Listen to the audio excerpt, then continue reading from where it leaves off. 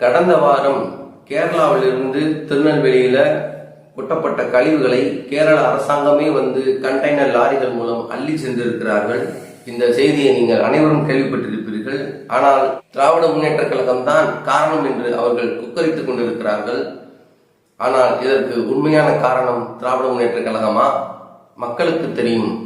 இதற்கு நாம் தமிழ் கட்சியோ மற்ற பூ உலக நண்பர்களோ மற்ற அமைப்புகளோ காரணமாக இருந்தாலும் முதன்மை காரணமாக இருப்பது நியூ இந்தியன் எக்ஸ்பிரஸ் உடைய பத்திரிகையாளர் அண்ணன் தினகரன் ராசாமணி அவர்கள் தான் இதற்கு முழு காரணம் என்பது மக்களுக்கு தெரியும். ஆனால் ஏதோ இவர்களே கழிவு குப்பைகளை ஏற்றி அனுப்பியது போல, இவர்களே கண்டனம் தெரிவித்தது போல இவர்கள் பெருமை பேசிக் கொள்வார்கள். திராவிட மாடல் அரசர் ஐயா மதிப்பிற்குரிய தமிழக முதல்வர் ஸ்டாலின் அவர்கள் கேரள அரசு தமிழ்நாட்டில் குப்பை கொட்டுவதை நிறுத்த வேண்டும் என்று ஒரு வார்த்தை சொல்லியிருப்பாரா?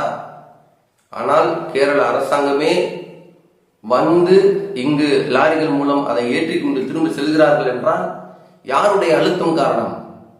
முதன்மை காரணமே அண்ணன் தினகரன் ராசாமணி அவர்கள் தான். பிறகு நாம் தமிழர் கட்சியின் தொடர் போராட்டம்.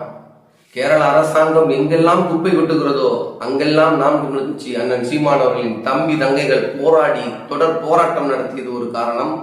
பூவுலக நண்பர்கள் என்ற தோழர்கள் நடத்திய போராட்டங்களும் முயற்சிகளும் காரணம். திராவிட முன்னேற்ற கழக அரசின் முயற்சி என்ன? இதில் அவர்களுடைய பங்குதான் என்ன?